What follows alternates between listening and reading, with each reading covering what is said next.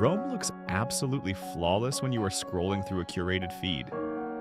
You see those empty cobblestone streets, the golden hour light hitting the marble, and ancient ruins standing in a silence that makes it feel like time has simply frozen for your benefit. But the moment you actually step off the plane in 2026, the dream starts to dissolve into a very different, much louder reality.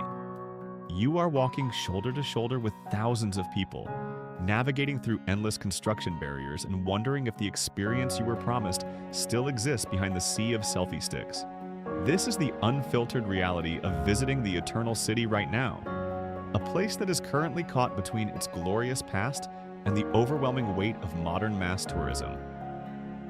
In this video, we are moving past the postcards to show you exactly what it feels like to be here, covering the good, the exhausting, and the parts that most travel guides are too polite to mention.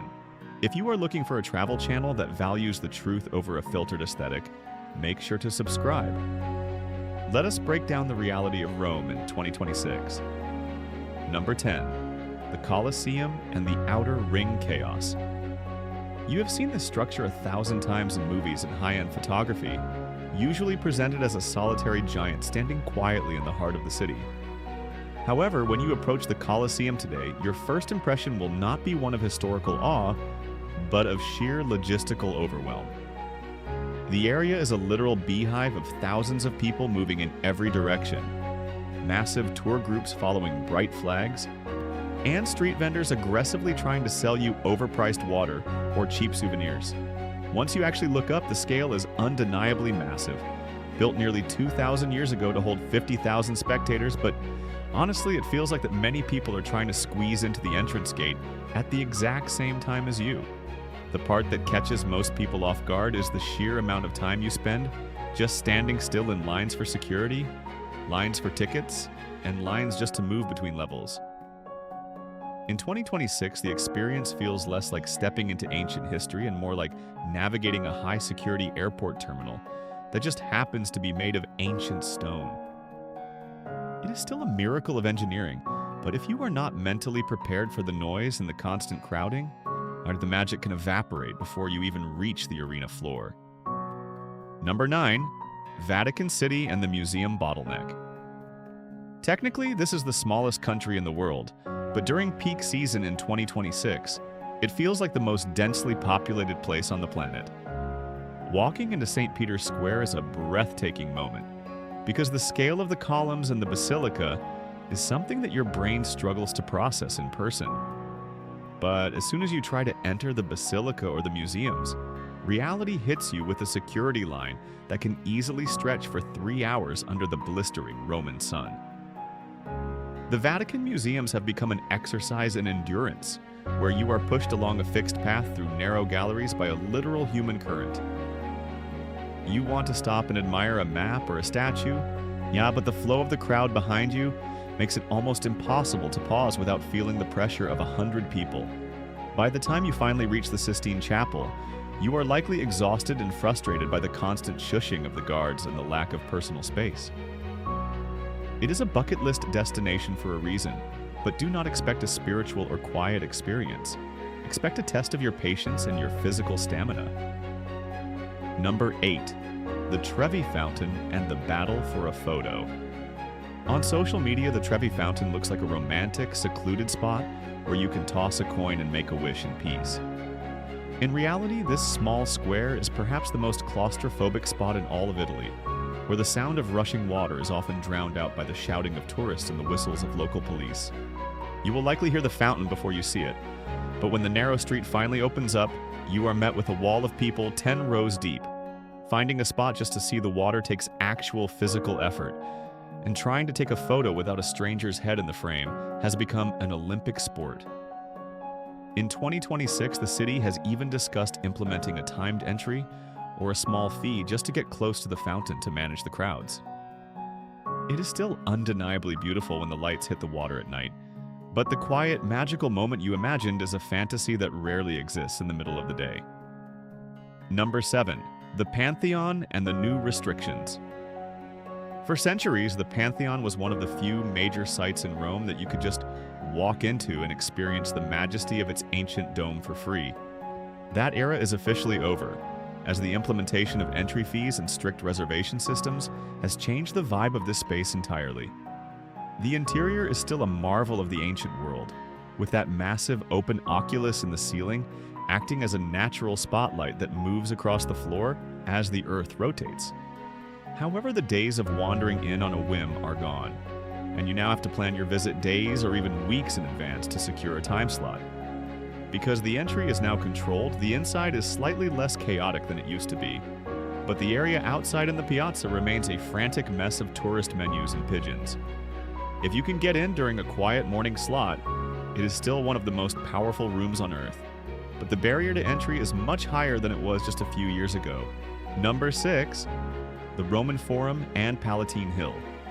Located right next to the Colosseum, this massive archaeological park is often where people go when they are tired of being pushed around by crowds.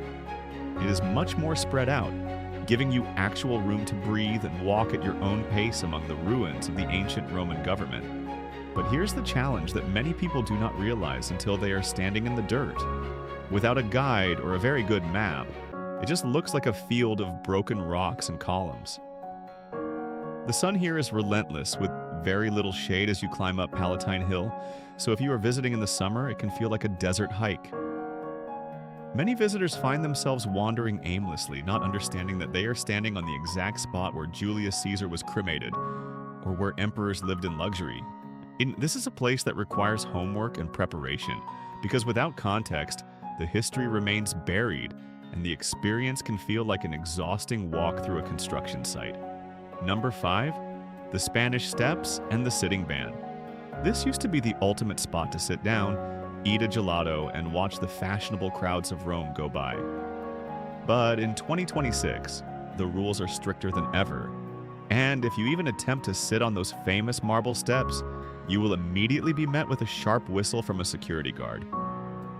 The steps are now meant for walking only, which has completely changed the social atmosphere of the square from a relaxed hangout to a transition zone. People still gather at the bottom and the top for photos, but the feeling of being able to just exist in the space has been replaced by a sense of being managed. The view from the top toward Via Condotti is still spectacular, but the area feels more like a museum exhibit than a living part of the city. It is a quick photo op now, not a place to spend an afternoon, and knowing that before you arrive will save you from an awkward encounter with local law enforcement. Number 4, the Mausoleum of Augustus and the Piazza Augusto Imperatore. For decades, the tomb of Rome's first emperor was a neglected, overgrown ruin that most tourists completely ignored.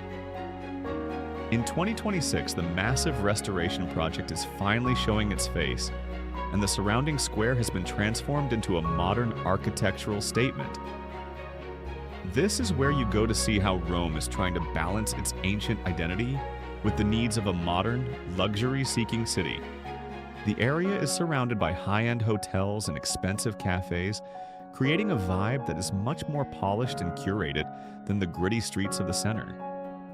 It is a fascinating contrast, but it also highlights the increasing gentrification of the city where ancient history is being framed by modern wealth.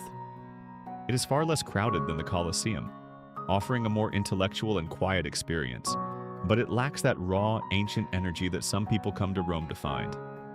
Number 3, the Trastevere district and the tourist creep. Every guidebook tells you to go to Trastevere for an authentic, local experience away from the main tourist trail. The problem is that by 2026, every single tourist has read those same guidebooks, and the neighborhood is now struggling to maintain its original soul. The narrow, ivy-covered streets are still incredibly photogenic, but many of the traditional family-owned businesses have been replaced by cocktail bars and souvenir shops. In the evening, the main squares become incredibly packed with a mix of study abroad students and tour groups, making it feel more like a nightlife hub than a quiet neighborhood. To find the version of Trastevere you're looking for, you have to walk much further back into the winding alleys, away from the river where the laundry still hangs across the street. It is still a wonderful place to eat, but you have to be very careful to avoid the tourist menus that have started to pop up on every corner. Number 2, the Metro C construction and the moving barriers.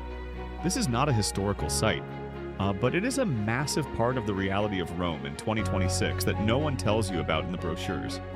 The city has been working on its third subway line for years, and the construction has turned major areas like Piazza Venezia into a maze of green metal fences and cranes.